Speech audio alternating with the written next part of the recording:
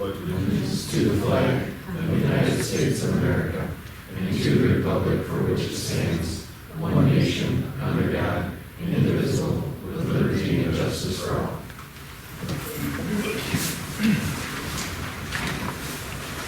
Roll call. Okay, Keel. Here. Brenneman. Here. O'Hara. Here. Walsliger. Here. Mattson. Here. And Jess. Yes. Any additions to the agenda? Motion to approve the agenda. So moved. Second.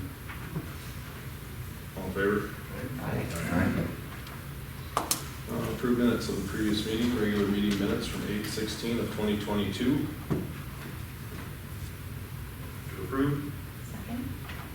All in favor? Aye. Special budget meeting minutes from 8/30 of 2022. Motion to approve. Aye. All in favor? Aye. All right, we have no bills submitted for payment.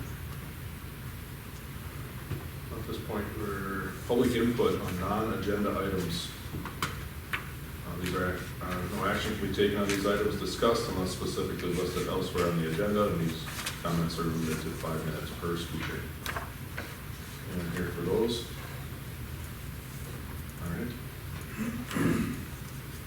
Let's see, our special event permit is the West Central Homecoming Parade. We have a representative here for that. So excited. Homecoming is always exciting. Yeah, just that time of year again, so the 16th, September 16th is homecoming. Because of all the construction that's going on in the middle school parking lot and stuff, so was hoping to use Railroad as the lineup where they can line up, and then they would kind of lead their way around and actually start South Main, come down Main, and then turn east, go east on 2nd Street, end up middle school. Sure. Was the plan.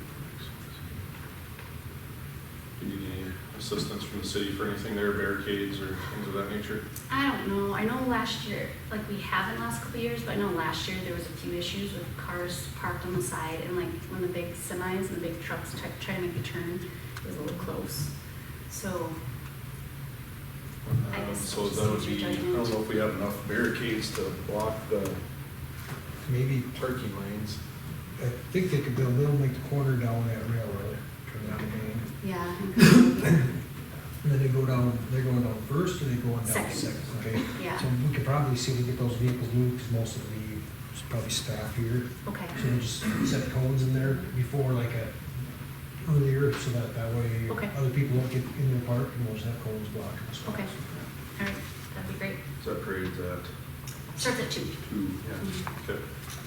I didn't know if there was an issue, not that sometimes the order doesn't really matter anyways, but sometimes it gets pretty specific. So in the past, we've used like just spray painted, at least on the gravel in the parking lot. So I don't know if I can spray paint on the road, like the numbers of when people line up. Wouldn't be a problem. Okay. Okay. All right. So use Times New Roman font or something? Right. Comic Sans. Yeah. Right. All right, so we'd be looking for a motion to approve this request. I'll make the motion to approve. I'll second. Further discussion? O'Hara? Yes. Jess? Yes. Brennan? Yep. Mattson? Yes. Mosslager? Yes. And Keel, yes. Thank you.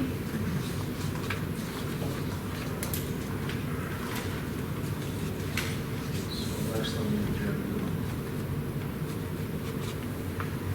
Special event permit with the use of alcohol for Central States Manufacturing. They're having an event called Burgers, and Bean Bags. Brittany Galanzer with Central States isn't able to be here this evening, so we asked if I just convey what they're looking at. It's pretty much in the packet. It's an annual event. It's appreciation for their workers and their workers' families. So a lot of times they've done things up by Central States, but this year they want to utilize the HADF lot on the corner. It doesn't have anything on there now for beanbag event, grill some items. They would like their employees to be able to go brewery, the South Bar, and carry your verbiage over to that lot. So it's kind of why they need the special event permit from the city for the alcohol use. HADF board has agreed to let them, utilize their lot, at least sign a hold harmless agreement with them, so in case anything happens, so that's a request. But they're not looking to close first. No, I think they're just gonna be contained on the lot. Okay. Kind of what you think to me. They don't need any street closures. Except the main thing is, from the Just- city, is being able to carry the alcohol Sure. on the sidewalks, across the streets, because otherwise I'm not supposed to leave the Right. premises of the establishments.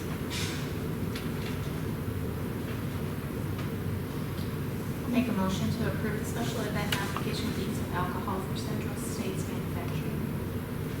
I'll second the motion. All right. Any further discussion? All right. Slager? Yes. Mattson? Yes. Brenneman? Yes. Bass? Yes. O'Hara? Yes. And I'm a yes. Next on the agenda, we have the first reading of ordinance 734, the 2023 budget ordinance. A lot to unpack in there. Yeah. But there's some significant deficits spending this year. When I say significant, just something to be conscious of. Publicly state that for the public, that we're aware of it and we're cognizant of it, so. I think just be conscious of it and, Yeah. going forward with it. We did, dip into reserves this year, so the budget ordinance incorporates basically the amounts that were in the revenues and expenditures that were presented at our budget meeting with the addition of the council motion for the items to add. So that is our total ordinance for 2023.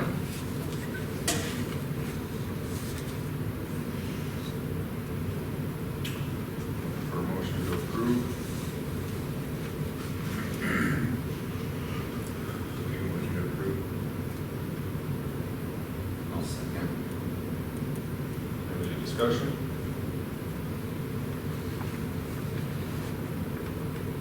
All right, call the vote. Brenneman? Yeah. Mattson? Yes. Slager? Yes. Bass? Yes. O'Hara? Yes. And I'm yes. Next on our agenda is resolution 2022-9. That's the street maintenance fee for 2023. That is in effect for several years. So they start the third year, fourth year. This will be coming up our fourth year. Yeah, we've had 3 years. When we enacted this, basically, we charge, it costs our residents $1 per linear foot on every property, whether you're a government entity or not, whether you're a nonprofit or not, it goes on. Every parcel within the city has to pay the street maintenance fee. The revenues collected from that, we can use to help pay our slurry seal amount, our gravel, our, basically the maintenance of our streets, that we put in there, our crack sealing. So, like I said, it's been at $1 for several years.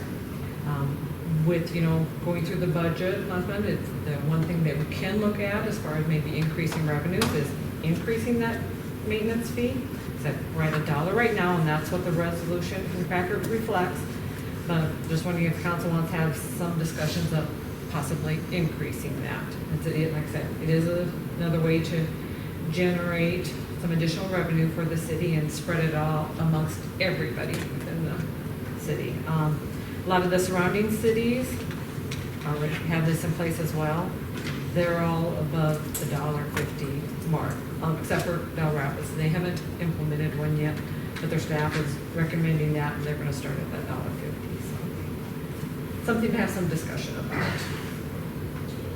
Yeah, we don't have inflation multiplier or anything built into it. It's just a flat fee. Yeah, I know Lennox, when I talked to them, they do have an inflation, or basically they raise theirs 50 cents every year. And they started, this would be their second year though, they've done it only, so they started at $1 and they're at $1.50 now, they'll go to $2 the next year, and that's what they're incorporating. It does need to be passed by a resolution every year, so that amount is up to the council's discretion. Was there the minimum assessment of $65? Is that pretty in line? Do you know there's not much else on there about? It's far as if anybody else enact a minimum, Well, I guess. more I'm just wondering if we should take, like, okay, so say we decided to go to $1.50, does the minimum assessment then go up? Do we go to $95 or something? on With minimum the assessment? figures I presented, as far as, Karen calculated the cost difference, it kept that $65 minimum there, but we could look at that. I think we, more or less, there are a few parcels in town, our minimum width of a buildable lot is supposed to be 66 feet, but there are a few parcels in town, say, ones that have like, the townhomes on them by leisure living that are, small, they're 30 feet or whatnot. Sure, it's So- just not coming into play very often. Exactly, and that's why we implemented that minimum. There it is. 502 Part T is 184 feet long. Just for the record, it's the biggest one on Part T, at least according to the assessment. Just throw some numbers out there for you. We're looking at about 190,000 for slurry seal next year. Lig for the gravel road treatment is gonna be, with just one treatment, it's 30,000. So we're already shooting over 220,000 just that. We still got crack sealing, we still got mastic to pay for, and that's just for this, just general maintenance. How many years were we at? What's it? How many years were we at just $1? Ever since we've enacted it, we haven't changed it at all. We've always been at that dollar mark.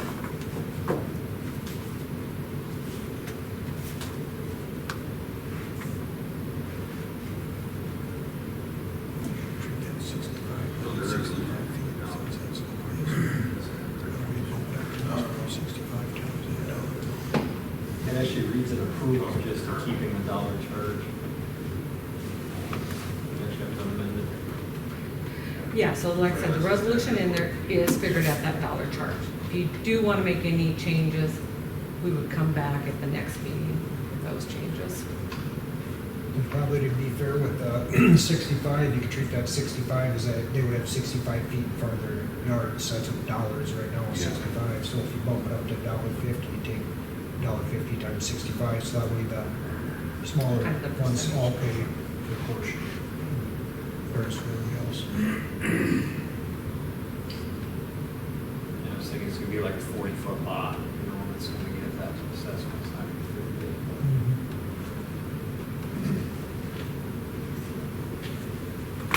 Certainly no action needs to be taken on this evening.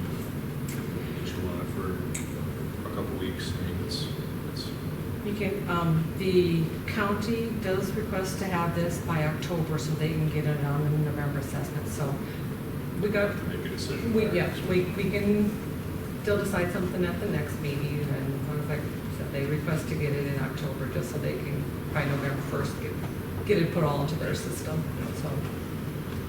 so yeah, nothing needs to be done tonight. If you guys want to sit and think about this some or whatnot, we can talk about it. Given that scenario, if you could have that available for just review for our next meeting, would be Oh, sure, yep, Karen got it in a spreadsheet, so she can definitely calculate that. With the different amounts in, yeah. at $1.50 is what you're At thinking you would want? $1.50, yep, and how it would affect those $65. Or 65, like what Craig was saying, Yep. yeah, We we can put that together. Okay. Any other discussion? All right. No motion on this at this time? Okay. Moving on to our next agenda item. So we got reports. We have our end of season pool report from Amy Siebert.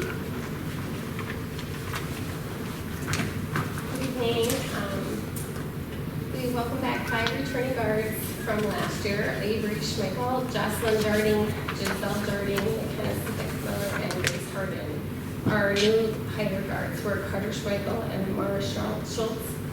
Joss and Avery worked as assistant managers as well as lifeguards.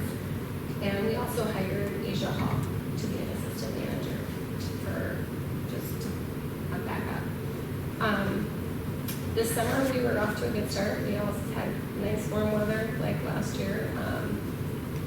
Like last year we scheduled daycares to one morning a week just because We only have 2 guards in the morning, and it kind of, those daycares bring quite a bit of kids.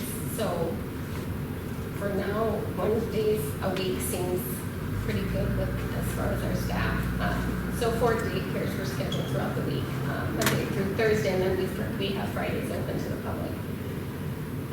This summer, we also offered 2 sessions for swimming lessons. The first session was in June, and the second was in July. Both of them had really good attendance. This year, 3 of the 4 guards, Joss and Grace and Avery, also went through the WSI training, which is the water safety instruction training, to teach swimming lessons as well. So they kind of worked for MB and us as well. This summer we had sold individual passes. We sold 334. We reserved 24 pool parties, including the fireman party, and Golden West had a huge party at the end of the season, wanting to thank the community for all their service by offering everyone free pizza and free swim on the night of August 17th. That was packed. I think we had, over 300 people there. So I told them, if you offer pizza, they'll come. And they did. I think it was like a block long. People were waiting. So they also, we reserve those parties like when we're not open during we have 3 times for pool parties. So there's a noon session, there's a 5 o'clock to 6:30, and then we also offer the 8:30 to 10 after we close.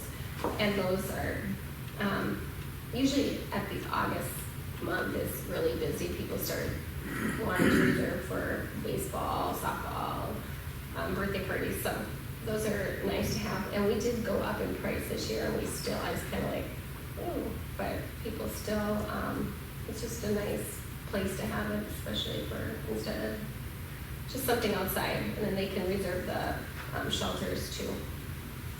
Barb Toller again helped us. She has been an awesome help to us. She always helps us with training sessions, and she administered 8 drills throughout the season. And the drills are awesome for the lifeguards and for the managers, just in case there is ever a rescue. She has us trained, so I appreciate that. Our season closed August 18th at 5. Thank you to all of you and council members and the city workers. Neil was awesome, like with this leaking of the water. He has kept it where there's been a couple times in the morning I'd come and it would be super low, and so I never had to close because of that. That was never an issue. And even mixing with the chemicals by adding all that water, you think you'd have to close, but he kept it to where we need to be. So we were lucky with that, because I thought, oh no, we don't want to close when it's a hot summer. So he did awesome, and Craig and everyone. So thank you. And our managers and lifeguards, thank goodness we got staff, because a lot of people are struggling. So I appreciate that. We had a really good group this year to work with, and that came to work. So any other questions? Is it true that Chad, the pool aerobics, aqua aerobics, Yeah. got pretty rowdy? It's rough. I've almost had to kick out Arden a few times. Yeah. He's the leader of the bunch. I don't know, did we budget more for security next year? Me too, yeah. Thanks, Amy. Yeah, you're welcome. Thank you.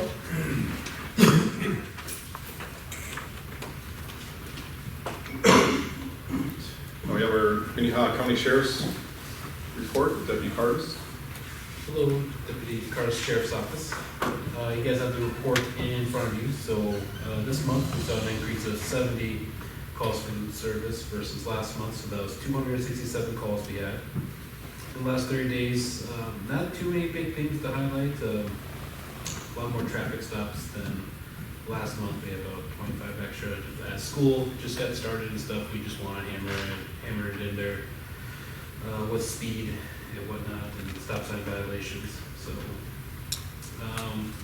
not really too much to report. We had 15 case reports done, which is an increase of 9, and then 4 arrests were made here in Hartford, which is an increase of 2. Our next community policing event will be here at the downtown market on the 29th floor. We'll have a booth here, answer any questions and stuff. So, okay, take any questions from you guys. Feels like the numbers are cyclical, they go up and down every other month. Last month was low, but some of the month previous, or maybe it's been a few months, so. Yeah. I created like a graph from like when I started as a Hartford deputy, and it just ebbs and flows. There's really no reason why things dip down. So it was interesting. Mm-hmm. Yeah. Thank you. Let's see, next we have the Chamber and Economic Development Director report, Amy Farr, who is out training today. She's not, it's actually her husband's birthday, so. Gotcha.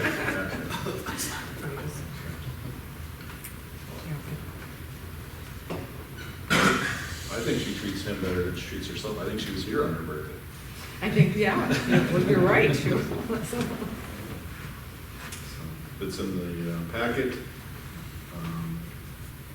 She's got all of the upcoming events there. Anything, I don't know, anything specific needs to be mentioned or stands out. You can always contact her, if you have any questions. We're happy to help. All right. City Engineer Report, ISG. Hello, everybody. So just to give kind of the lowdown, since last meeting, reviewed Maple Pass and Maple Pass Park and site plans. There was a meeting with the DOT in terms of the turn lanes on the front of them.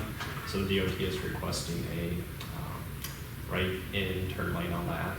DOT said that cost would be on the developer, which we were going for too. Didn't want that on the city. Didn't feel like it was the city's cost. So the developer's working through those plans to get that approved by DOT and get that implemented before building the road and access out there. Knapp's Landing and Turtle Creek punch list, no update. 6th and Munt roadway reconstruction. So as you guys saw, I got paved up, got some pavement down. Still working on utilities, working on storm sewer on that north portion of Munt. That's going to take a little while, but they're hoping, towards the end of the month here, they'll be working on the dirt work, rock, curb and gutter, and getting the rest of that paved. Once they are working on that, they'll jump down on 6th, start working on 6th. I drove out there, I noticed a lot of dirt on the street, on the new street. Had a couple conversations with residents out there too, so I'm going to work with the contractor first thing in the morning to get that cleaned up. I think it's one of those things, they got a nice looking street in there, it should be nice and clean, and instead of having to track all that dust. So, change order 3 is included in your guys' council packet, and that is for revising the sanitary sewer on that north end of Mont. We ended up going a little shallower than design on that. Design was to keep it deep, that way we could serve future on the north side of Mont. Once they started digging, they started getting into some groundwater. So we had a conversation between us and the contractor to look at revising that plan, get it in a little shallower. We have bid items to install that sanitary sewer shallower. So then the total reduction in cost of that is around $15,000. So decent little cost savings on the project for that. And the water tower painting, so there's a pre-construction meeting held on August 18th. McGuire's looking to get started here pretty soon on the 12th. Yep, we have the 8th on here. Seems like it bounces around a little bit. Hopefully that 12th sticks now. Due to some material availability, McGuire has asked us to approve a change order for the coating and the original bid package. We have 2 different coatings. A rubberized coating, and correct me if I'm wrong, Craig, that's what rural water uses, correct? Or just a standard coating. The rubberized coating was supposed to last a little longer. You start to get some concerns on that where you got your paint aging at different rates, and so you got one long-term paint and then the other that's going to deteriorate more rapidly. So on that, and due to material shortages, they asked if we could just go back to that original standard paint. That way they can ensure that project would get done this year, and that change order would be $50,000 deduct to the project.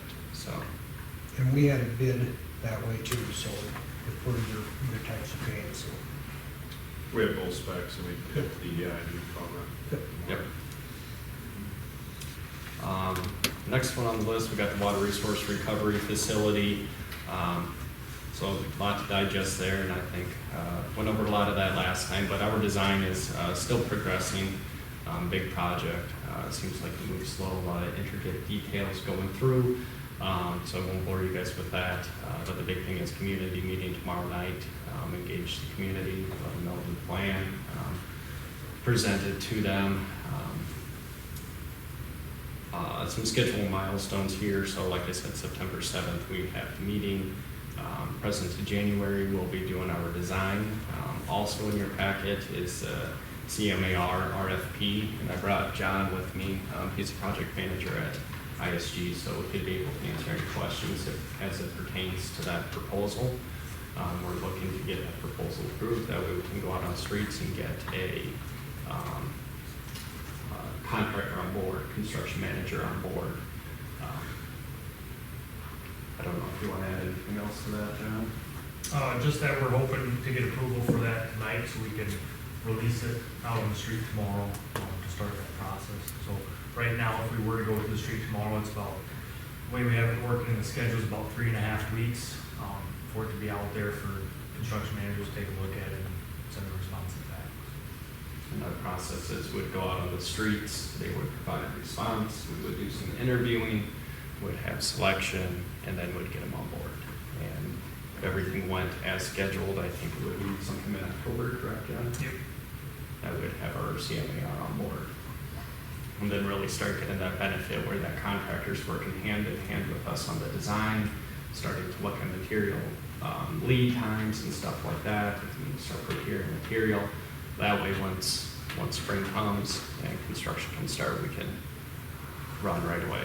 So. Is the water resource recovery facility the sexy new term? Yes, it is. Yep.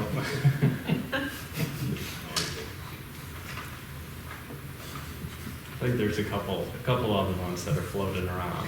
We like to call it RIF in the office, so that's another one. But give it a few more years, maybe it'll be something else. So the last pay up on construction, we can call it whatever it is at the time.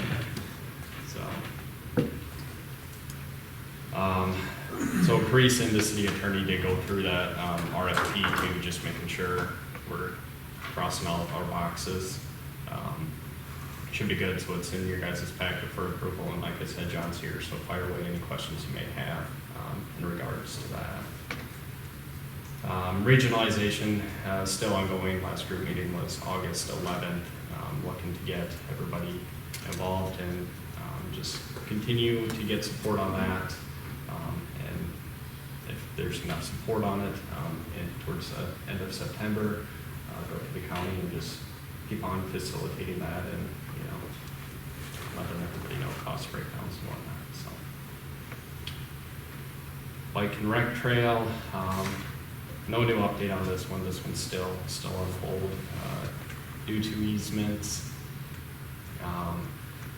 Like stated here, grants for the project need to be used by December 31, 2023, so we still do have adequate time, we believe, to get the project designed, bid, and constructed. Storm shelter, been in contact with Sophie at CCOG. There's been some, staff change over there. So it's been going a little slower than expected, but there's meetings set up with the state hazard mitigation officers to discuss the project, and hopefully just keep facilitating that and have more information to you guys shortly on that. So, Highway 38 water main extension, we kicked back up on this one. This one was on hold a little bit, but we're anticipating to have, preliminary design here done towards the end of the month.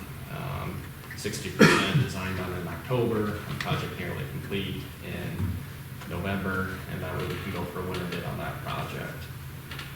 So we'll be working with Craig on that. There's some little connection points and stuff we'll work through, get some easements and whatnot, and that should be good. Western Avenue interchange approach, it's an exciting one. We're wrapping up our traffic study on that, so I would expect within the next half month to a month, we'll be done with our traffic study, then move into the preliminary design on that. So once we get that finalized, we'll present the results to you guys.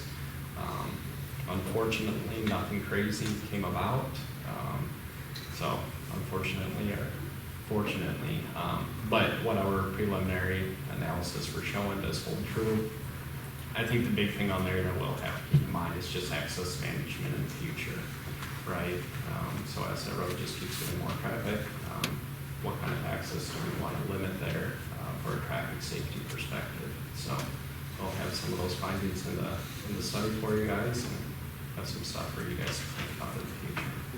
So we haven't seen a significant increase in traffic counts along Western now? There are, we projected, the increased traffic, trying to take all factors involved on that, but we set up the roadway section that will accommodate that, and then, based off of that access management will be that next big thing, so if we look out 5 years, it's probably not an issue. Once we start getting 10, 15 years out, that's when, you're really gonna have to start looking at right in, right outs along there, or no access using additional side streets to get to the intersections. Just the fact that you don't want a lot of traffic crossing traffic, do those left-hand turns, delay, everything, so. We have traffic counts from 2021, Craig? I think 21 and 22, all of them. Yeah, we took some this year as part of the study as Right. well. Did we have anything as a basis or a reference point for previous years? I believe we have. Yeah, I think they're actually all in the, In your They're in our, box, they're in our, in the yeah, box, they're in yep. our box there. Thank you. And one thing to note too, the traffic world kind of had a weird deal in 2019, 2020, and 2021 with COVID. So there's a lot of factors that are kind of added to that as well, so there is some correlation on that, but sometimes we have to use those numbers from, I'd say, the past 2-3 years with a grain of salt, where the numbers we collected this year, we feel very confident that it's an accurate representation of what's actually going on out there, so. Excellent. Circling back on the Mont, deduct, the shallow, that sanitary, there's really, I can't think of a lot of more build out that could occur that would impact that. Is there? no, we looked at that. We put that brand new sewer down 9th Street here 2 years ago, 3 years ago. And that's plenty deep to pick up any of that stuff there. Sure. When we were in preliminary designing that, I just told them to keep us, low as we could. Well, I didn't realize that we could get that deep. So when I see how deep we were getting, it says there's no sense in being down that deep at this line, so it's just gonna feed that Mont down, so. If you got deep enough, you might solve all the water problems from those folks discharging Yeah, into the street. well, we're bringing a storm sewer up there to take care of that There's a issue. lot of water through there. So that's all getting addressed in this project. Okay. On that Maple Pass part, with the right turn lane in there, will that affect the bike trail? It's right behind that. I haven't seen the design for it. They'll probably have to They're account shifting for it. everything to the south for the state. And that'll does- be on the developer to move that? Yeah, they'll have to put their, so when the state comes through, puts the turning lanes in and stuff on the south side, they're gonna do all that stuff to the south. So it'll just be a touch of a turning lane on that other side but they'll have to get it all approved by the state anyway before they can do anything with it, sure. But yeah, it's probably gonna get fairly close to that trail, but, might have to look at some type of traffic safety, I'm sure, or something. Does that trail remain closed all weekend? I think it's just been permanently closed, right? I They've think got- it has. It's out there today, I don't know if it was all weekend. Is there any sense to doing that? I mean, is there any reason that they could pull that if they're not working? If they're not working, they don't need to pull it. Right. They just need to have it there Right. when equipment's coming in and out, so. Absolutely. Yeah, they're, I yeah. haven't heard we any can get a hold of complaints, it. but it certainly presents a bit of a hazard. Yeah, if I there's think days they're not out there If working. people with are it, avoiding it's- it, they don't need to be. We can ask We can get a them. hold of them, yeah. You have them do that, and then also maybe just clean it up enough so nobody, so it's not a hazard for Right. people to walk through, so. Yeah.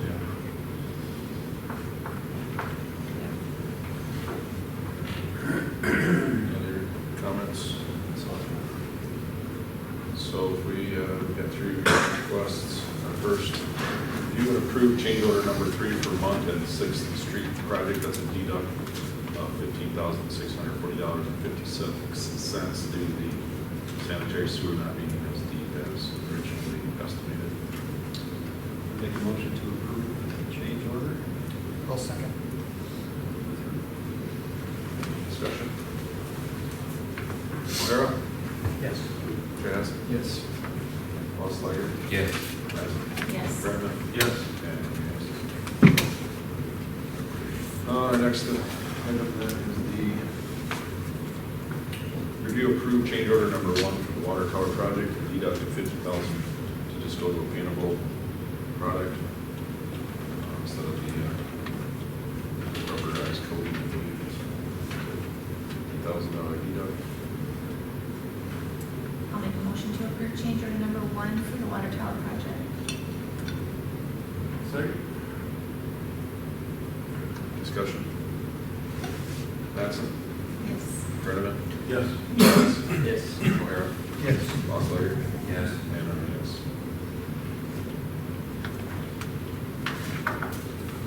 And then our final agenda item regarding engineering.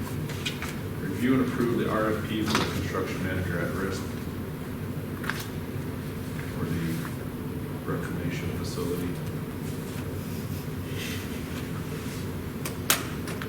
Our other acronym. Specifically, it's approved, we'd have to approve this, and ISG then put this out for bid, as they mentioned.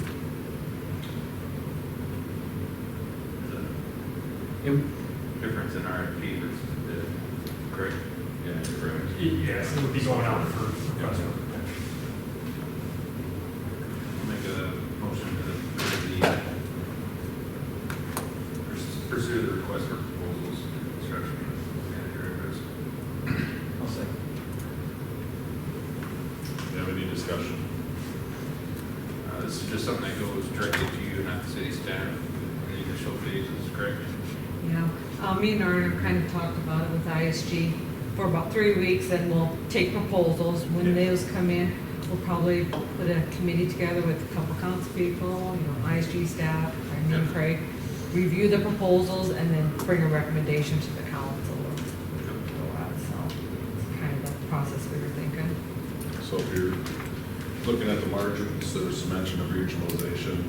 That is not our focus. Our focus is on our wastewater treatment facility, and that's what this is specifically designed for.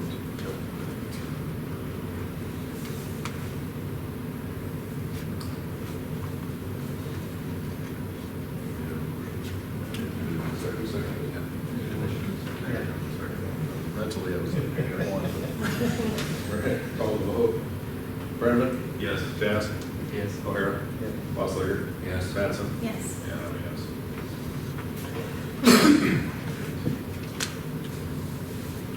Any further for the engineers? Thank you. Public Works Superintendent report with Craig Wagner. I'm just gonna touch on a few items. Like Justin was saying, with the water tower, they are gonna be here Monday the 12th. He did get a hold of me today. That's what they're planning for. So I got a hold of Ryan with Rural Water, and Wednesday night we're gonna start draining the tower down and getting ready to switch over to their pressure system.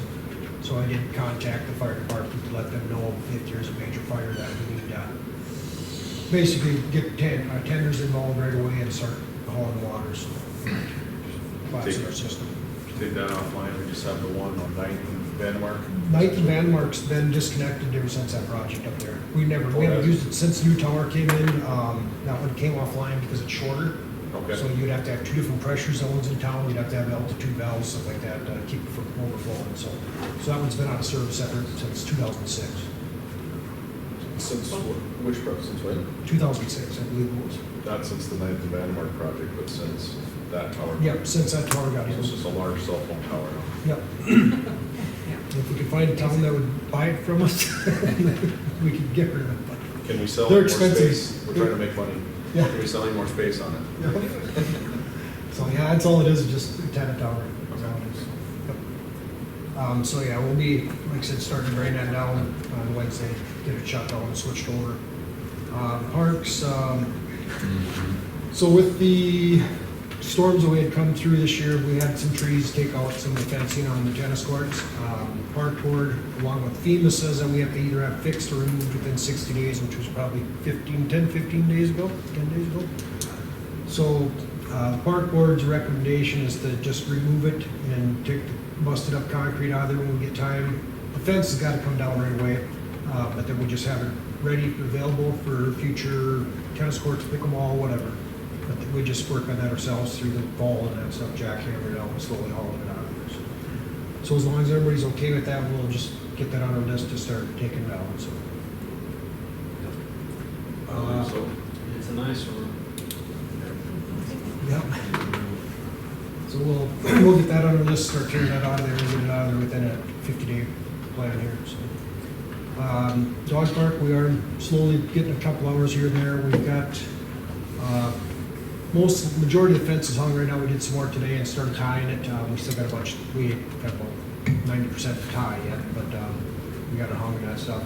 We are gonna form up that concrete slab, so when we get concrete available, which Colton did say they'd get us concrete, so we'll be trying to get that poured either this week or next week. So hopefully we'll be moving ahead and have it ready by sometime maybe toward the end of the month, first part of October. So our goal is just trying to find the, last week I think we got 6 or 8 hours on it, and the week before it was like 6 hours, so we have, and that's just 2 guys, so we haven't had a lot of time to get it done, but we're plugging away at it, so. And then, like I said, pool, Neil did get that, found that leak and did get it replaced, so there was a fitting on the bottom of that cast iron 90 that for some reason back in the 70s they put there, whether it was for chlorine injection or what it was for, we don't know. But that did rot off, and that's what the big leak was from, so that's all been replaced and fixed. So he had it run and he said everything appeared to be holding, not leaking, so hopefully we can live by for a few years and without having to do any major renovation or tear it out. So. That's the only I got except for the release of the funds. ASCO's got their stuff taken care of. Fighter's a heck of a lot smoother now than what it was. There is some dips in it yet, but them were there before. We tried to get some of them out with mastics, but my recommendation is let's pay them, go ahead and pay them and get it finalized. couple things. Landmark lighting, you're working with Sue Yep. Kelly. And I haven't got up there today. Trevor was going to go up there last week when he's in town and stake it out. He did look at it on his mapping. It is 900 feet apart. Their new standards now are kind of like on longer roads like that without intersections is 200 feet. He was thinking that if they'd go 300 feet, that'd be adequate in that area. So. Remember we had this discussion once before. When it was done. So they just had bigger standard, the standard has changed. Yeah, they used to be just for the intersections. Right. And then now they're trying to get them, like on longer stretches, they're doing uniform. All right, that's great. It's kind of the dark spot in the middle there. Tree dump's been an eyesore for a while. What's the plan to get that? Talked to him the other day, and he told him too that we have to have it out there within 60 days, and that was, a couple weeks over. So. That's another requirement of FEMA. We either have to have So I it. told him he's got to get that out of there. So. Yeah, that's on that 60-day timeline too, when I talked to FEMA, so we either have to get it chipped and hauled away, or we're gonna have to burn it or something, because it's gotta be cleaned up in that 60-day timeframe. That started when? About 10 days ago, so we're probably down to 50 days. Okay. I will contact him again this week and let him know he's running out of time. So one way or the other, we need to, he's gotta chip it and haul it out, or we're gonna have to take care of it. It's been pretty quiet on the sewer main extension, but I noticed some activity on 9th and, or 12th, I should say, 12th and North Oaks. It's been last week, is that part of that project? Yeah, well, Site Works has been up there, getting the punch list stuff done. That they were up there last week doing trying to get some of the dirt work done and that stuff and get things cleaned up and wrapped up. So. Okay. That's all I got. So we do have the pay request for the final payment on the slurry seal invoice. Make a motion to approve paying the final 25% of the ASCO invoice. Second. Further discussion? O'Hara? Yes. Chaz? Yes. Brennan? Yeah. Madison? Yes. Losley? Yes. And I'm a yes. That's all I got, unless anybody has anything else. I do know with ASCOs, there's a lot of towns that aren't getting done this year. They'll be lucky if they get Sioux Falls done, and that's it, so good or bad, whether I think we're okay with our product, I think it's gonna be good, like I said, it just took longer than it should have, and everything else, but they only got they got Salem, us, and, or Montrose, us and Crooks done, that's it out of all the towns that they're in contracts with. I always reference streets by if you could rollerblade on them and you can't rollerblade on those. And pockmarked would be a good description. So that's still underwhelming. All right, we have finance officer report. Yep, my report's in the packet. I don't really have anything to add. Registration deadline for the annual conference is a week from Friday, so you can let me know by end of day on the 16th. I'll get you registered and I'll get the rooms lined up, so we get that all in and everyone a place to stay if they're going. Other than that, nothing on my report.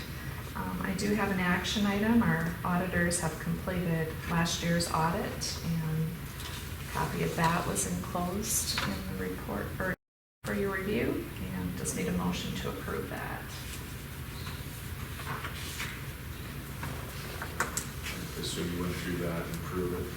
What's that? It's pretty dull reading. Yeah, right? Here you go with your recommendations, you know. Way outside of my wheelhouse. So we have that action item review and approve the 2021 audit report. Any motion to approve audit report? I'll second. First and second, any discussion? Do you, in regards to the procedures, you reference the double, like every transaction is checked twice.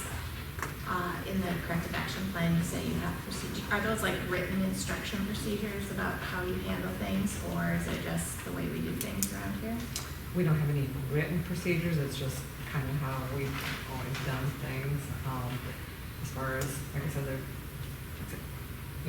Rhonda takes the water payments and bills, but, they're all turned over to Karen, so she double checks those figures, but Karen does, the payroll, but she brings it to me to double check those, so, and, she enters everything else financially, but I do the end of the month reconciliation, so we're always having double sets of eyes looking at it, so it isn't just one person, and we get this right up for the corrective, for not segregating duties every single year, and that's about every other town besides, somebody like a Sioux Falls or a Rapid gets, because we just don't have enough employees we want this person just doing this one thing payroll, this person doing just receivables, and we don't have enough employees for that. We're too small of a community for it, but so a lot of towns have this, and they just got to note it. We just got to be conscious of it, and they like how we've implemented at least having, like I said, we always have checks and balances in place. And the auditor does go through that with us, who's doing what, so they. This is in your wheelhouse, isn't it? Yeah. A little bit,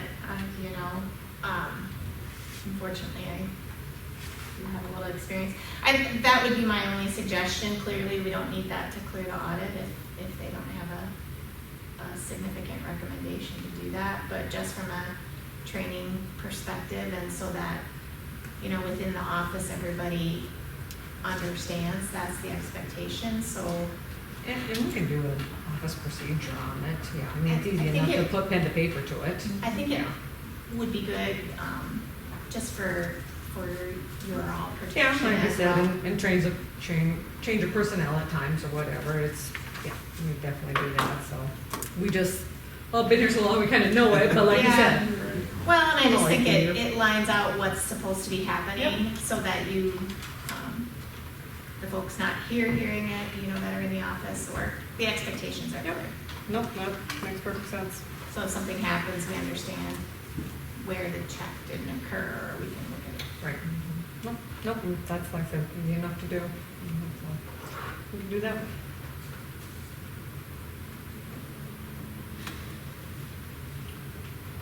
Okay, first and second, call the vote.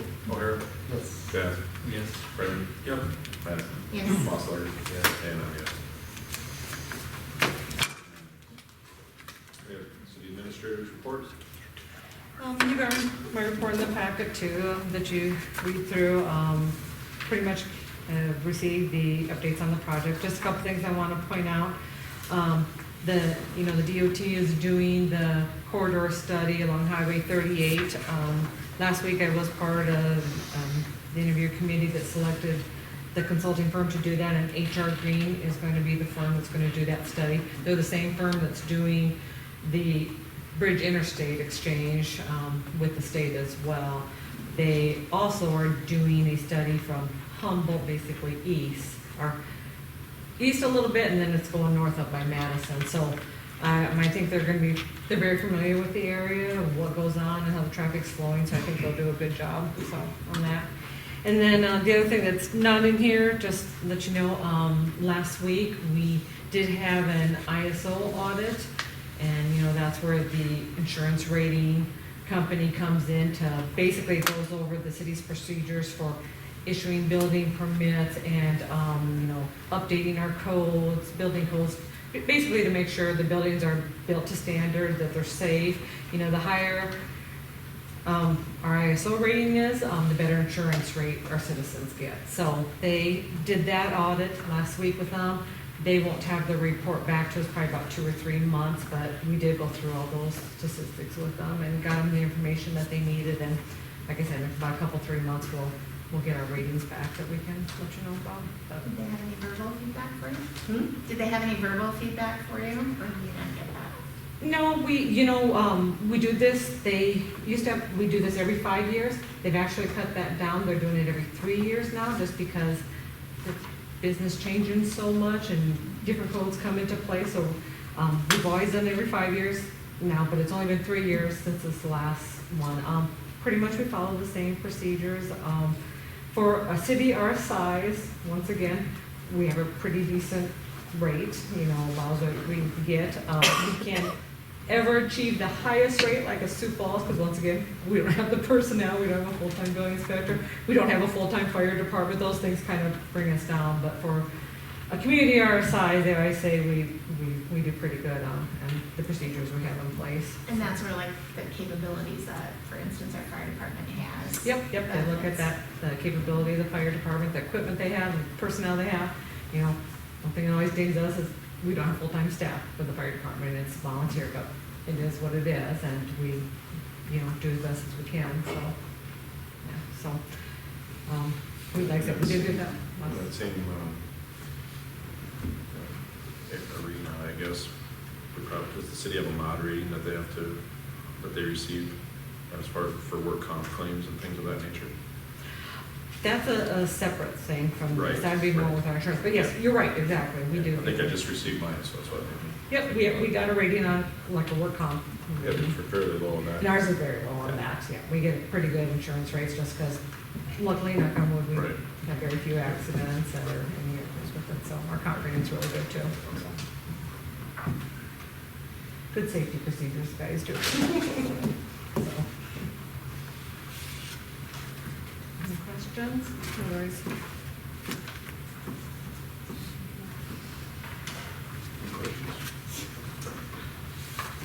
Moving on, old business, review the plan for the Monk Street sidewalks. It came to light that there was some easement issues, and so there's been a desire to have a safe route to school, essentially, have a corridor there, so this is a suggestion, correct? Yeah. Like I said, after we talked about last time, Prairie Retreat kind of went out and kind of looked at the area and we kind of think, well, how could we get a connection from, within that area from the highway down south? And he kind of came back with this suggestion. I emailed it out to you. You wanna go through it? Yeah, we're gonna be basically the same amount of sidewalk to be installed, as far as footage goes. When I went down and just look at it, 'cause we were talking about looking at that one time, but then once you get down past Fifth Street, there really isn't much sidewalk going south on the east side. And in order to put it there, we'd be removing some, big trees, mature trees that would really impact that area. When they did the design, that stuff, there is a crossing now at Fifth and Munt on the north side there, so that will be a nice area for a crossing. There is the handicap ramp going on the west side now across the street where it wasn't there before. Go to the sidewalk a little bit to get that obtained in there. So it would make a safe crossing. Up on the far north end, we did put sidewalk on 9th Street completely around that whole area, that around by Beaverbilt and that on the south side of 9th Street, so there would be that crossing there. I did talk to DOT. They sent me back some emails saying that that'd easily be a nice place to put a crossing at. They'll do it, put the paint in or whatever, paint the blocks in. They said they'd like to just keep on one side so that you're not having two different ones, but they said you could do it either way, whatever way the city would want to do it. But they said they'd work with us on that to get that crossing across Highway 38, so. And there is already the curb cut at that intersection on Brown Jug that was put in back in the 90s, but it just never had a sidewalk or had enough coach there, so. Would we have to put one across 9th somewhere then? You could at 9th, trying to think what's up there. Looks like you should be fine on 9th. It's just that southeast quadrant that's missing that.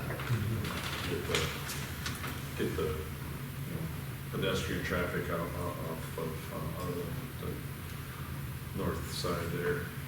Yeah, you could They put. could cross at any point, essentially get to the south side of 9th and have a safe corridor all the way to the elementary school. Is there a sidewalk on both sides of the road? There's sidewalk There on is, both sides, yeah. But you're gonna make you're saying the western crossing, the pedestrian crossing that's currently there would move east, correct? Did I understand that? Yep. Okay, On Highway 38. then that pedestrian traffic would flow past, Sure, so they gotta get across. stay on the road east somewhere. side until Yeah. 5th, Yep. where it would then Then jump across West. to the west at 5th Street intersection, and then, down to 2nd. yep, there's sidewalk all the And rest then of the way down there, sidewalks so. all the way to the high school. Yep. Sure. Sounds like a reasonable compromise. Is there enough room there in the brown jug lot? There's a lot of electrical boxes and such. Yeah, yep, we looked at that. They had staked out, that fire hydrant's getting moved, Okay. and getting replaced. So the sidewalk will go back in there. I think there might be maybe one tree that might have to get removed, but like I said, this is all just planned, so they'll talk to all the homeowners. Just say cottonwood there? I don't know if that one would have to, I think that one could be left. There was some talk about that being, when it got planted and stuff like that, when we were looking at that project. In 50 days, they'd make it disappear. So, yeah, we went up there and did it all, and Mike was up there doing some stuff with it. It will fit. Oh, yeah, there's some good there. Okay, sounds good. So yeah, we just be looking for an approval of the modification to the sidewalk plan. I'll make a motion to approve the sidewalk plan along Munt Avenue. I'll second. Any further discussion? Osler? Yes. Mattson? Yes. Bradley? Yeah. Chad? Yes. Eric? All right. Humboldt Ambulance requests to release their 2022 budget allocation. Tim? Yes. continued on Humboldt Fire and Ambulance, as stated. Here to request the release of funds from the approved budget for 2022. What's that? I thought you just missed us. 2 weeks in a row. Yeah. Lucky times. You can come in January and ask too. That lies solely at my feet, I guess. I've been telling them that I'll be here since probably about March, and when it came time for budget, Teresa sent the email. I said, I suppose I should get on the budget for the release of funds, huh? She said, yes. I also have to thank my wife that called me today and said, don't forget you have a meeting tonight, because Just about did it, huh? what's that? Just about missed it, huh? Oh, yeah, yeah. She said, don't forget. I said, oh. Wait, you probably would have still got it. I just wouldn't have had anybody to harass. Yeah, had I known you were gonna have a gavel, I would have made the cut out of it. Last week. I'll make a motion to approve. Release of funds. Osler? Yes. Mattson? Yes. Brennan? Yep. Yes. Yes. O'Hara? Yes. And I'm yes. All right, thanks for your continued support. Thank you. Thank you. All right, adopt the community development plan is the next item of business. Go on there. Not there. Took up a lot of space in the files. Yeah. That's good.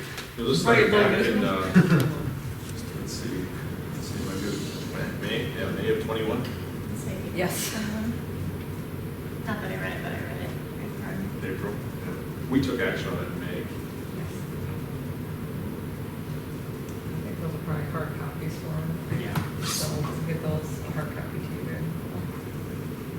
If you guys want to. Sure. I would. Yeah. It's a lot to keep We spent hours pouring over it digitally here. I was gonna say, probably still a little bit.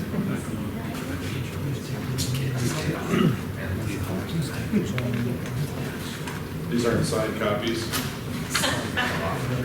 It's not an engineering document, so we unfortunately don't need to sign it. I kind of mentioned earlier, now that we've got this plan in place, the Planning and Zoning Board is going to update the city's comprehensive plan that we have to file with the county, but we're reviewing this document as well to make sure they're in sync, that they don't, have two different messages, that they kind of coincide together. So we'll be using this plan while we do our comprehensive plan review.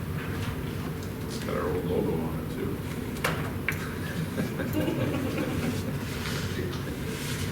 No, it's, there's a lot there, and it certainly is a guideline, not a hard and fast. It's a living document, I guess. Yes, okay, it's not set in stone. This is kind of what come out of the various community meetings they held with different community partners, discussing of what could happen and could be throughout the different areas of town and within our outskirts of town as we grow. It's a good planning document to utilize. I mean, this is where the discussion about street closures and downtown livable spaces and gathering points, streetscapes, I guess, originated. So. I didn't notice any prospective areas for a new body facility. Any good meetings I talked to or ever discussed with that. Yeah, for whatever reason, That never came up. well, I think it just was really low on the priority list. Yeah. You know. I remember a couple of meetings they talked about having like a community center where they would have a pool incorporated with it, gym and whatnot be part of that. I think that was kind of planned along Western, if I remember right. I reviewed this a couple weeks ago, so.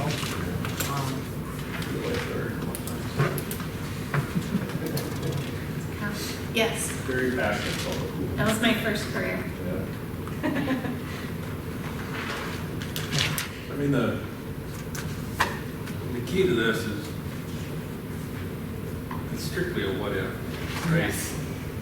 So I had people call and say, how are they gonna do that? I own land or whatever. It's like, no, this is just, a vision of what Hartford could be. Right, yeah, they definitely took liberties of taking into consideration who owns the land or what. This is, like I said, a what if, you know, this is what, a vision of what could be in this area, or we could do this in this area or whatnot.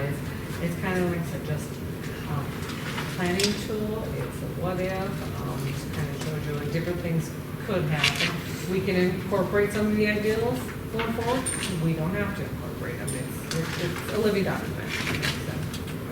The next property owner might look at this and say, I never thought about using my property that way. You know, make it.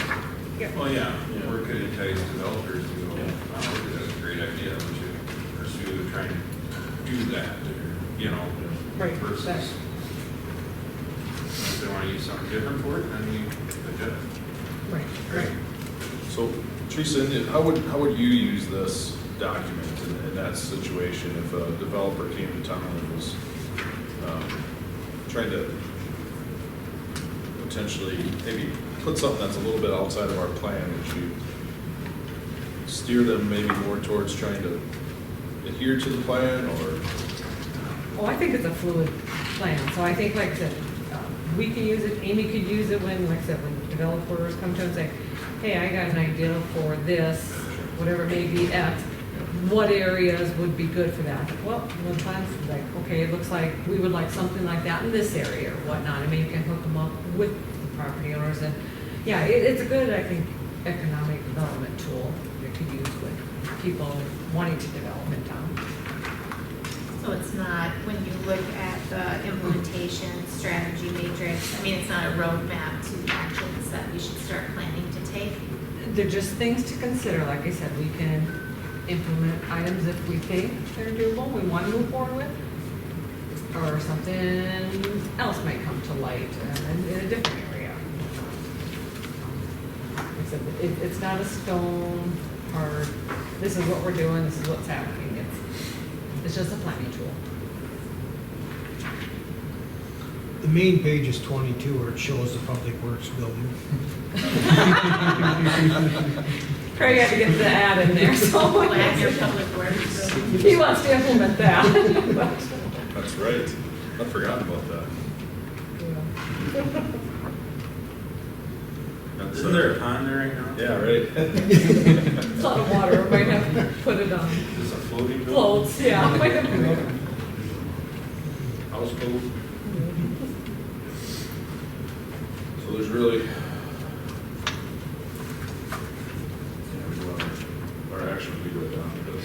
Yeah, just basically adopt it, so Amy could start using it, or we could start showing it to developers, or, you know, landowners or whatnot, could start utilizing it. It's a nice tool for developers because some of that due diligence is already done for them. You know, we kind of vetted out some of these options to see what kind of makes sense where, you know, to some high level degree, right? So they get this document in hand and, you know, kind of navigates into some directions. And like Teresa says, you know, plans always change, right? And everything gets implemented 100%. Kind of crazy to think about, but at least gives that high level view, and you know, some of those images and stuff to really see what can happen on that land too.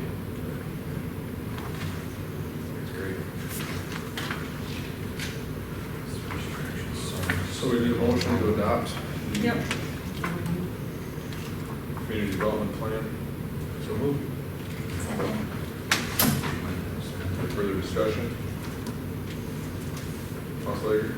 Yes. Mattson? Yes. Brennan? Yes. Jazz?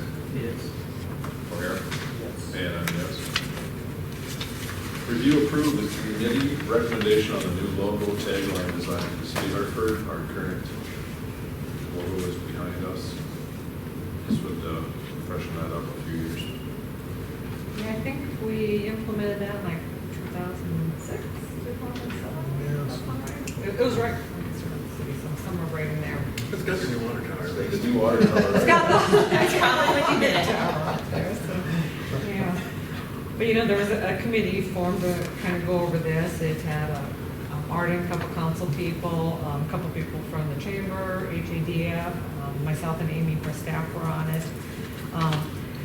They presented us 9 options, I think, for various logos. We actually kind of started with the tagline first. I think it was kind of pretty much the full consensus. It was the Live Lively. We kind of like that. It makes it kind of express what Hartford is. People are living lively here. So once we had the tagline, then they kind of gave us the artwork, the logos with it, that we kind of reviewed the different options. And basically what's in your packet is the one the committee landed on. There's various pictures to show what it would look on the water tower, how you can do different things with the tagline and with like the other committees with the downtown market or whatnot. You can change fonts, colors, whatnot with everything. Henkin and Schultz, as part of what they bid us, they would give us all the different formats to use so we could utilize them on our letterhead. We can utilize them on logos for the truck, for the water tower. Just there's different formats that printers use. So that would be all part of the package they bid us. But first we got to decide to go with. So, yeah, this doesn't, we have a cost in the budget to rebrand the trucks, or, that sort of thing. We do have some money. Yeah, so we still have money in the budget after their marketing proposal. We'll still have money in there to, like you said, get new logos, new stationery, new, city apparel. Yeah, we do still have money. Yeah. Yes. Would you then create a timeline for us to implement that rollout, or what's your thoughts? How does that process work for you? If this gets approved, I'd like to do like the simple things kind of right away, because we do have money still in this year's budget for that. Grab some low-hanging fruit. I'd want to get ordering new stationery, new business cards, new decals for the truck. Because we do have that 50,000 in there. I think their proposal, I haven't seen, it goes by a per hour proposal, but I don't think it was going to be more than 20,000. It's going to be like 16 to 20,000. So we got about 30,000. I think we can get most things converted. The obvious things. As long as we're not wrapping vehicles at $4,000. Right, exactly. All the gas will Yeah. kill on it. Okay. So, yep, we still got that in this year's budget. We'll have to get a new shirt. Yep, you guys are gonna have to get use a on. new shirt. This one's shrunk. I just got one thing, and it's just my opinion, just myself. First glance and first time reading it, it just made me feel like my kids are checking me into a nursing home. A little bit lively? Yeah. It's what I got out of it. For me, it was living La Vida Loca, Yeah. living lively. And I don't know why I made that connection. That's a better way to look at it. Yeah. There's a heart in there, Yeah. which is a Like I little say, bit the subtle. subtle heart for the Hartford is in this logo, the little subtlety given. I didn't see that right away. It's kind of. Is the period. We on didn't the want to ex- do just a heart, but Is the it's, period on the exclamation we point now a know heart you as better, well? Jake. It is. Oh, it is? Now that I didn't notice at all. Heart shaped a little bit. Maybe. Yeah, we could do it on the water tower, that'd be big enough, it'd be noticeable. So, Can I ask a question? sure. How did Sandy Dean, troublemaker, who came up with that and who got to choose it? So, Henkin Schultz is the marketing firm that we picked. We actually got quotes from 3 different marketing firms, so we worked with them. Like I said, we put together a committee that had a couple council people on it, a couple people from the chamber, from the HADF, and then a couple staff people, and the mayor were on it, and we held 5-6 meetings with it. Like I said, we started with the tagline and looked at different ones, talked about pros and cons of it and whatnot, and then we moved on to the local. And after that disaster, did anyone consider maybe putting it up for community vote? other people We who have actually live here and have to live with that? We did not throw it out to the community. You know, kind of like with everything.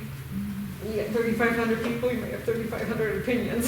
So Well- that's kind of the hard thing with that. Yeah, but I mean, if you give them a choice, I mean, then you get, you know, give them 3 choices and then you get a choice without saying, oh yeah, this is it.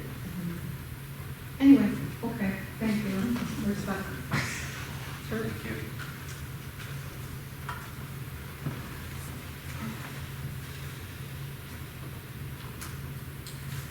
I want to address Sandy just slightly. I served on the committee. There's a lot of discussion, a lot of opinions, and a lot of thought put into it from different members of the community, whether they're from the school or as council members, and, you know, people that have lived here like myself for a long time too. So I felt we had a really good group. And whatever we came up with, somebody might have had the opinion you do, unfortunately. And if he was, and, Well, you know, I'm just saying that. yeah. Yeah, I think Mark's point is you're not gonna find 100% No, you won't. agreement. I think we looked at multiple concepts and for different reasons, this is where we ended, but I think it's unique. A lot of the taglines that communities use are pretty generic. And this is not one that you're going to find, and it's just a little bit challenging and maybe will catch eyes, or make people think about what does that mean about Hartford, you know? And so I think that's where we all kind of jumped in, was that it was kind of a challenge to live a good life and to do it here and have fun, and there's a lot going on in the community. So that's how we ended up in that place. Thank you, Cindy and Mark. So we have 2 possible actions. We can approve the committee recommendation, or we can just not approve it. Move on to our next agenda. I'd make a motion to approve the logo. A second. Any further discussion? Slager?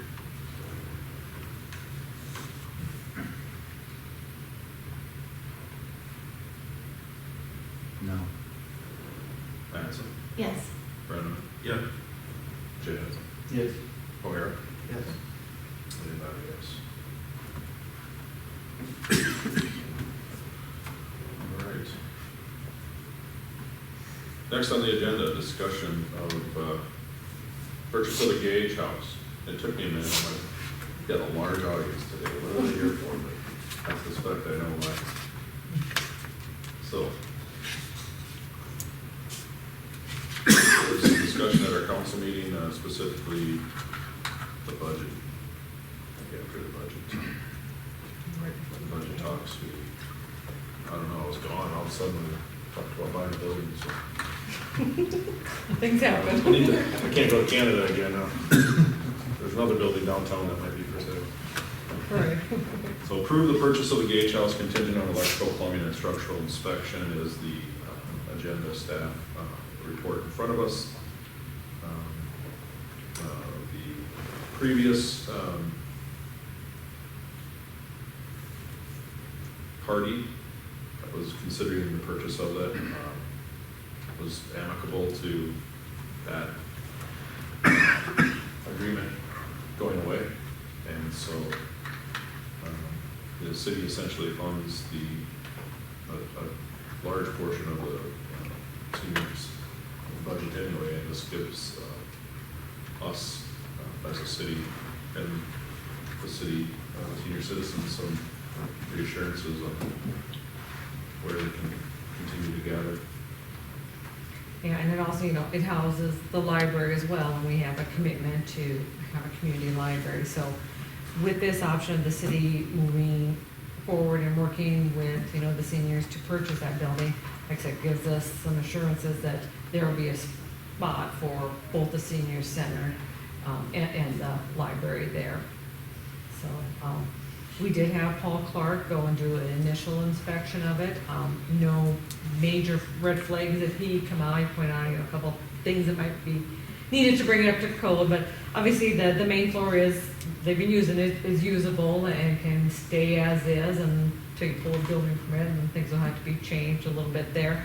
The upstairs definitely is not usable. There would be some major rehabilitation if we would ever want to do anything, with the upstairs part of it. Same thing with the basement. But Paul, he is not a structural engineer, so he does recommend that we would probably want to have a structural engineer take a look at it, along with the electrical and plumbing, just to ensure there isn't a large concern with the building before we move forward with it. Just do our due diligence with it. So we have time to get it inspected? So I did get a hold of ISG, and they have a structural engineer and staff, so we could get somebody to come in to do that. And then we would just bring in the state inspectors for our area to do the plumbing and electrical, so we don't have to go down. State inspectors, all you gotta give those guys 72 hours notice, and that's if you can leave them a message. And you might Well, get a you message. gotta email Jason though. Yeah, Answers. that doesn't mean he's gonna respond. Yeah. Because you get it. But no, worst case, I would think you could get those folks in here with you. Yeah. I just can't remember how much time we had. Yeah, well, like I said, the previous agreement, the gentleman that was gonna purchase it is no longer gonna purchase it, so Oh, I think we have time to work with them and to, get something agreed upon. Some things to think about, we don't have the money budgeted in 2022. We do not, so This that'd was, be this another was, thing under reserve. this is something we'll have to make an appropriation for at the end of the Yep. year. So we do have money budgeted to make a payment on it though, basically already, don't we? We do. We paid out $9,000 to the senior center for it, and I've had some initial discussions with them that they would pay that back if we, end up taking over the building, so. Sure, so I mean, I don't know. Yeah, some funds we've already, Sure. Yeah, and I think the request for next year was going to be 14,000 Yeah, I put in the 7. first year of the, And we're hoping that will cover the so that's half of utilities it, and- or depending on what the price ends up being. I mean, it just gets us a ways down the road. Yeah. And I think it gives us the control about increasing costs to make sure that they have, a location and then time to plan for the future. Right. Yeah, my concern with the private party was that we're gonna suddenly lose control of it, and then we're gonna be put in a position where we've gotta build a new building, or get ground, do whatever, so that we can have a library in the senior center. Right, This with- really. Yeah, with a private party, I mean, he could, we have no control over what he would charge for rental. That could have just kept going up and up and up. We'd have no control. He could have just turned around and bought it or kicked him out or whatever, and Not so. that that was his intention by. No, I don't think that was his intention at all, but it gives more assurances that they got a place to be, that we have that for our community, a place for the seniors and the library.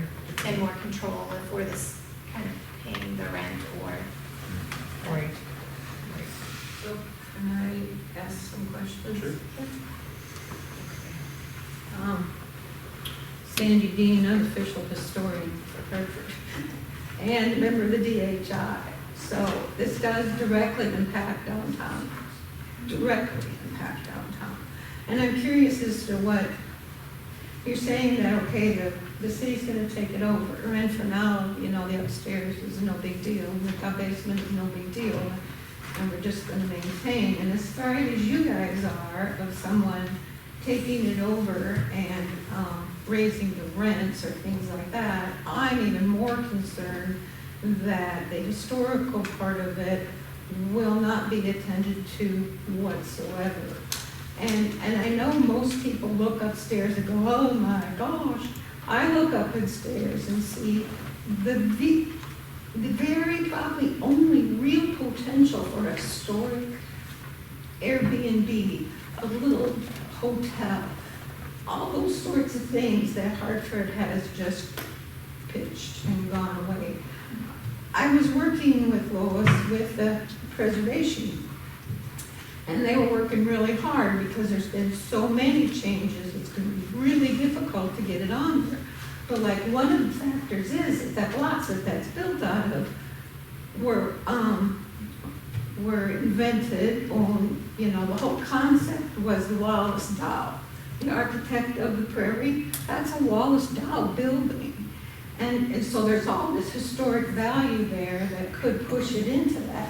And I know everybody gets all excited about the cost of restoration, but if you really do the numbers and you really do your research, it doesn't cost any more. And you get so much more out of it. So my concern is that, yeah, the city takes it over, things stay the way they are, but then you do get a new senior building, or the library finds something else to do. And then again, we're talking condemnation, or we've neglected the restoration that much farther. So get to my other question. Would it be the fact that if we could find some other group, organization, person to take it over that would give those kinds of guarantees that you're looking for? Would that be off the table completely? The city gets involved? So like a nonprofit type Well, organization? If or- one had to, yes, Yeah. yes. And I know everybody gets, I mean, they stopped the whole historic preservation, the whole National Historic Register thing, because there's these rumors out there that they can tell you what you can do with your building. They can tell you this. No, they can't. And they can't even stop you from tearing it down. They helped us save the month, but there wasn't hardly anything they could do except to beg and plead along with us to not, you know, do things beyond what was necessary. So, yeah, that's only my concern. I just expected even from the beginning, like with the HDA&F, you've got this foundation money, you've got all these funds, and yet there doesn't seem to be any opportunity to use those funds for restoration and historical preservation and things like that. It all goes to new development, and frankly, as far as the plan, the ISG, it is a developer's, it's a developer's plan. It really doesn't have that. And they were the first to say, no, they didn't have any preservation people, they don't have any history people, they don't have any of that to give, you know, input into that sort of thing. So, anyway, that's my question. If this would be a done deal then where, you know, anybody else or some other entity wouldn't have any opportunity to develop that building. I'll speak as a city council person and as a member of the HADF. And the city felt like, I personally as a city council person felt like we were trying to take a bad situation, make it better. That's how this conversation all came to light. But this council and previous councils haven't shown an interest in acquiring downtown buildings and restoring them or preserving them, things of that nature. So that would be certainly something worth discussing.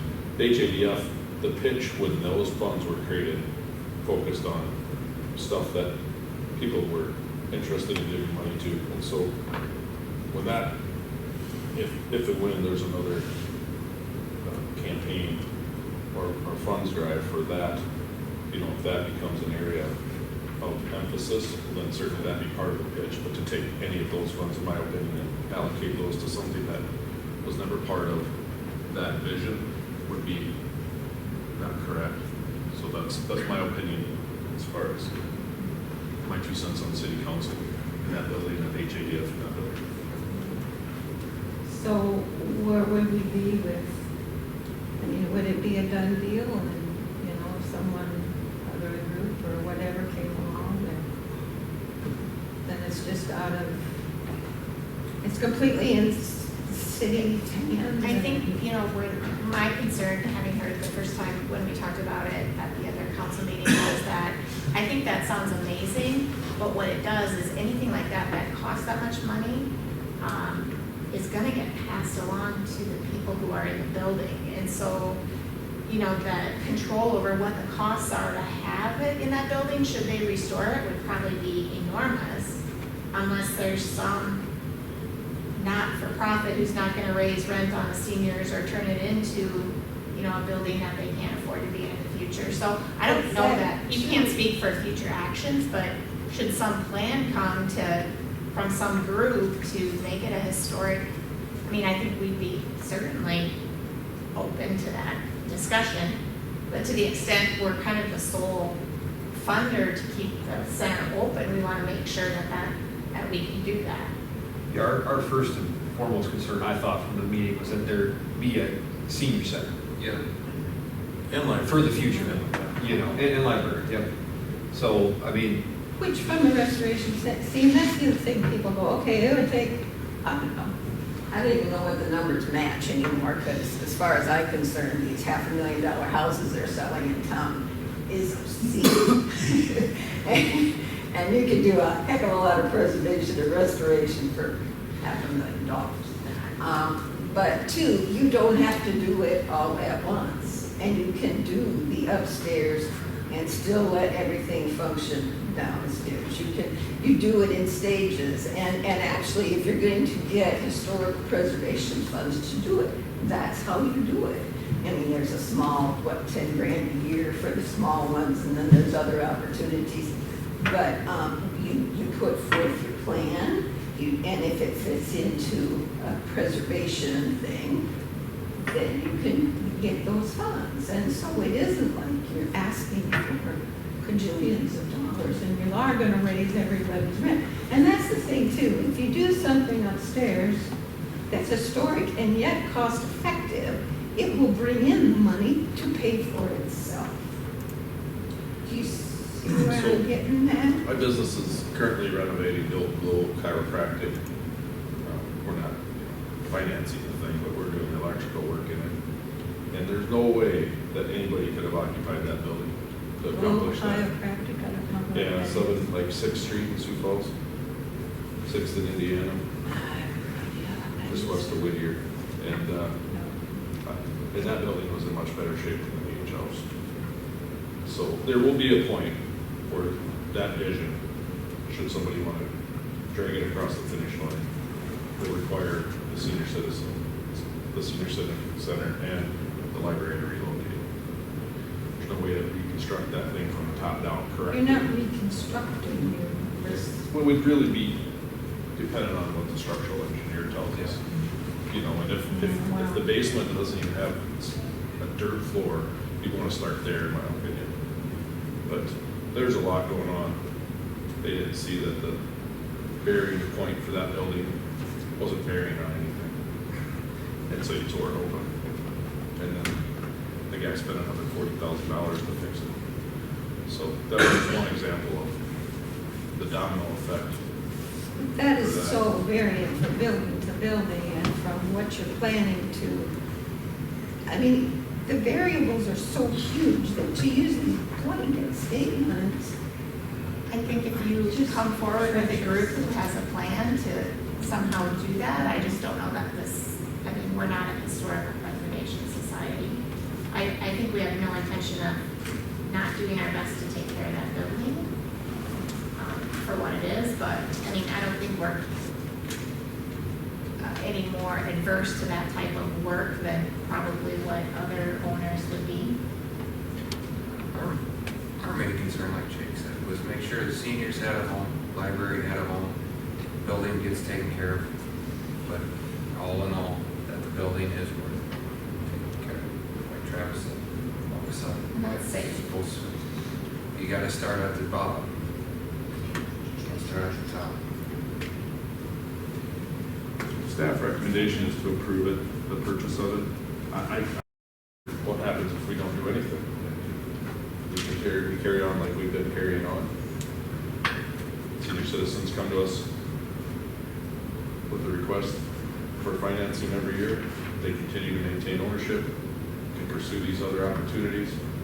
But I don't think those other opportunities have come to fruition, because this shiny diamond has been on everybody's radar for at least the 6 years that I've been on city council. I just think though, if we end up back where we started, where they do have a buyer, They don't have to sell it though. Yeah, that's a great question. Is there anything that's forcing the senior citizens to sell the building? They can maybe speak for themselves. To my understanding, I think they want to sell and don't want to worry about Sure. maintaining or Okay. whatnot. Is that a fair statement? That is why I think you originally started looking When the at furnace is broken, 825, right? you call the city and say, your furnace is broken. Yeah, and I think the Yeah. concern is just then we're funding the rent. So all those improvements, when they do happen, then they're just, so if we agree we're paying the rent going forward, that's to me is like an escalating expense we have zero control over. This option puts a little more control of what happens to that building, how it does get maintained, who stays in there, whatnot. So it's a little, it seems premature to me to ask for approval without the actual inspection. And that's why just approval contingent on that, but we can get the inspections and talk about it again, because I don't think, like I said, the previous buyer pulled out, so I think we got a little time to work on it some more here, so. Do we need to give you a ceiling as to how much the city is willing to spend as well? Would that be a second For the motion? purchase of it or for the inspections? For the purchase. Oh.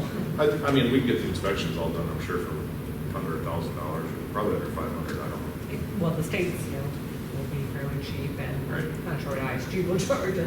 we're Maybe they'll charging. get us a deal, Yeah. but, so, yeah. Can I ask a question real quick? Just what happens if everything comes back and everybody, the engineers say no? What is the city gonna do at that point? Probably walk away. If the building's not sound, Right. Then I would say we wouldn't buy it, in my opinion. Right. I wouldn't buy a building that's falling apart. Maintain status quo. They own the building, we continue to fund it, That's what I kind of figured, I just wanted to. I- opinion. I Not think that it- question asked. Yeah. Yeah, I think it doesn't stop us from looking at future solutions, but Right. No, in the event it's, Speeds up the timetable. Yeah. Yeah. For them. in the event that it comes back and they say, Right. Go ahead with the deal, then the city goes ahead with the deal, you know, I mean, I just, worst case scenario, if everything says no. if they come back, like it's not structurally Right, safe, I think right. that's a different That's a- conversation about whether people should be in it or not. And then I would think we would entertain the idea of a building of something different or a different location for the seniors, for the library. Because I think that Jake said it best at that meeting was, we owe it to them to have a location for them, just like we do for a ball diamond, we do that for the kids and the parks, like, I think we're willing to take that obligation on that they're gonna be somewhere, whether it's next door or in a different facility. So I think that's the best way I could answer your question, is if they came back and said it's unfit to be in there, then I certainly wouldn't support buying it. And, well, you'd have to have some dollars on it, like if the repairs were X, or to restore it a little bit, to keep it in historical things. I would look at that stuff. I wouldn't just abruptly say no. I would get the facts and try to make a good decision. Thank you for answering the question. I agree. I mean, I'm not, I won't be making a motion to approve or to approve on contingent inspection right now. Everybody see more facts? Like I said, we can just get a motion to go ahead with the inspections, to spend that money to get a structural, electrical, and plumbing inspection, then we can talk about it at the next meeting. I would make the motion to hire inspectors to finish due diligence on the senior center library building. Second that. any further discussion? Any further public input? Well, my only concern too was when I saw the IXG plan and I saw everything across Western Avenue, including the library and the senior citizen, that hurt. That, from my standpoint, it needs to be in the center of the community, which is downtown area. And so from my standpoint, yes, I would I would say too, especially the senior citizen portion of it, would be a high consideration with the restoration of it and to make it usable in the process, which I think it could be. There is a section in here, downtown Hartford master plan. Yeah, I know.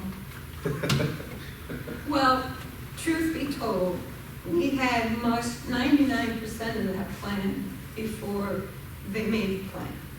So, So that you, and there that you isn't like any, that plan. and there isn't anything we can do in that plan until the city does its stuff with the streets and it's, you know, it's, like you say, it's just a plan. And so from my standpoint, not speaking for DHI, but just starting with what you can do, with what you have, but again, not to make the same mistakes, because Hartford's bound to.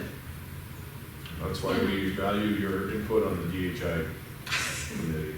So, we have a motion and a second on this recommendation to get further information for our next meeting. Slater? Yes. Benson? Yes. Brennan? Yes. O'Hara? Yes. Jeff? Yes. And I'm a yes. Thank you for your input.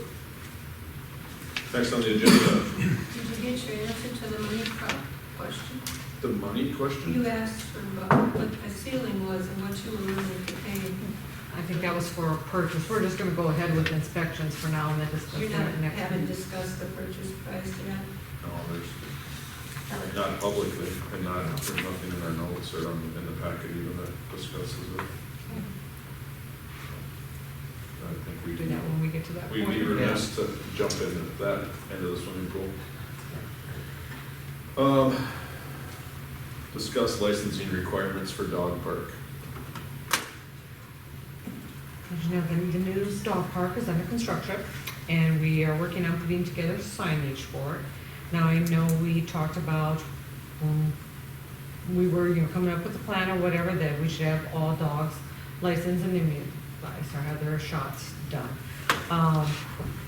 The question has come up, and we talked a little bit with park board, because Troy Larson's on it, and he doesn't live in town. We got to thinking about the city ordinance right now only applies to people within city limits. So the licensing of dogs with our municipal ordinance is just those that live here in town.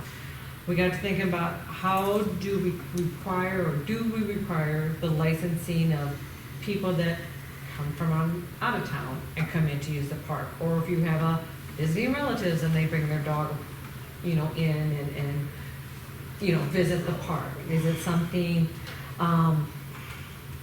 that we still want to require them to come in? Do we change our municipal ordinance, I guess is what I'm saying, to require that just for the dog park?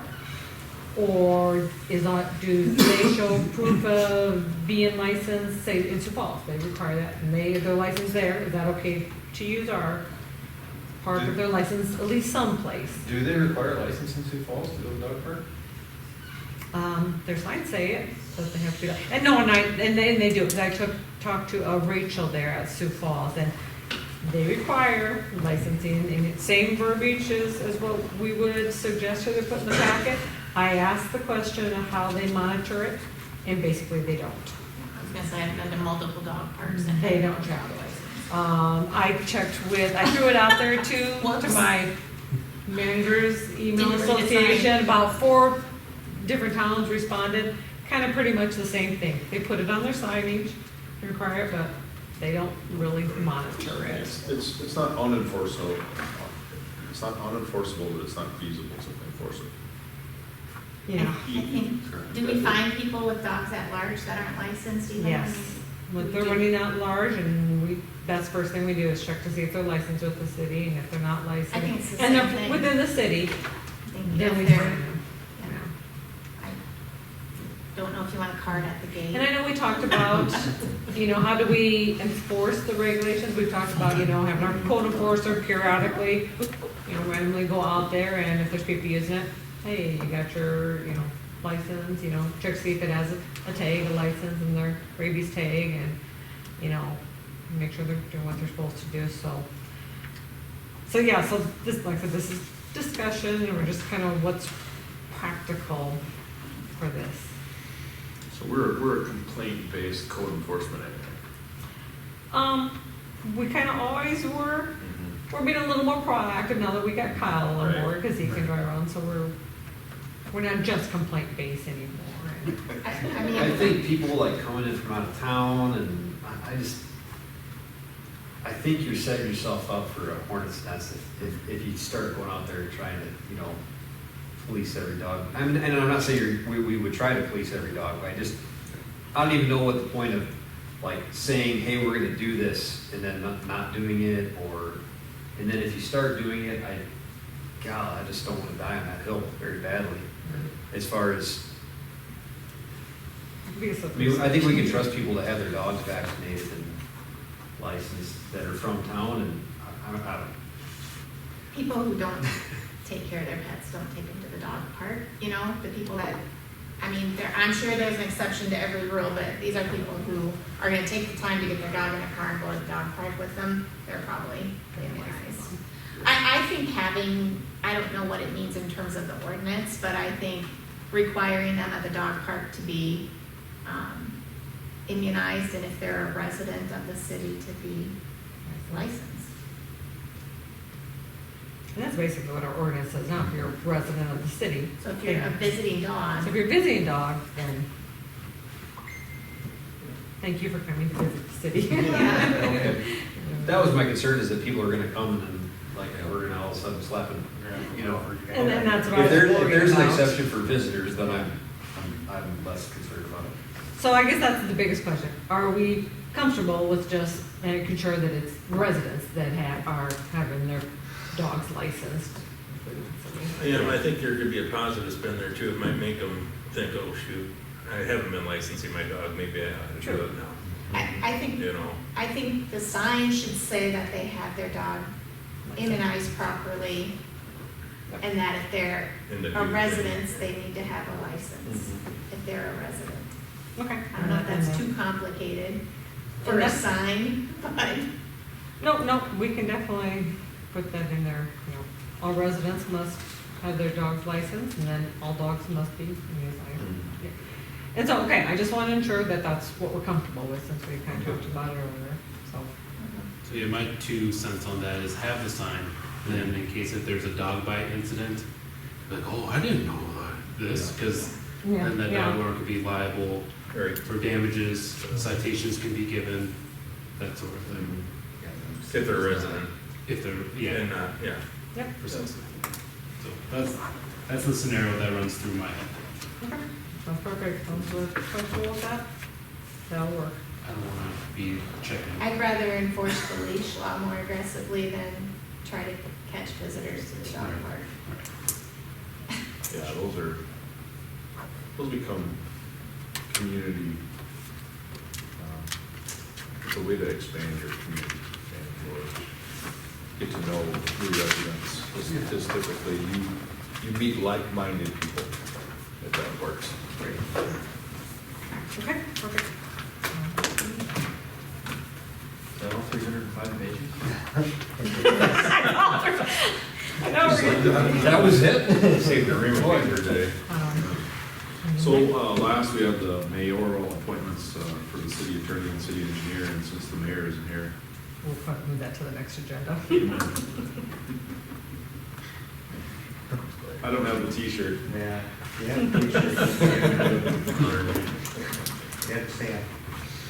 need to move into executive session for legal or. Legal and personnel. Make a motion to go to executive for legal and personnel. Second? All in favor? Aye. Opposed? Thank you. Gentlemen? Grab all these things too. Yes, I do need those legal papers back.